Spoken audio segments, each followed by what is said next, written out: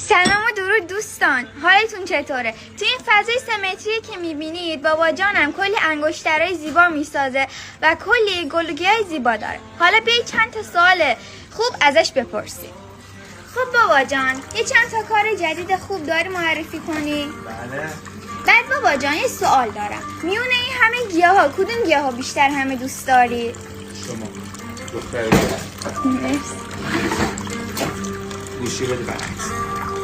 خب دوستان حتما اگه از این کارهای زیبای بابا جانم خوشتون اومد میتونید با فالو کردن با لایک کردن و خانم گذاشتن خوشحالم کنید. امیدوارم خوششون بیاد دخترم، چون مغازه بابا رضا اینستاگرامه. مگه میشه از این هنر زیبا خوششون نیاد؟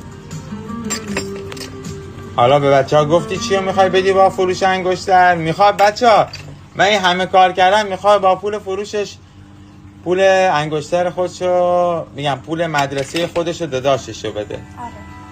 قسم نه قسط، پول ثبت نامتونه بابا، بعد تا 3 روز دیگه بدم.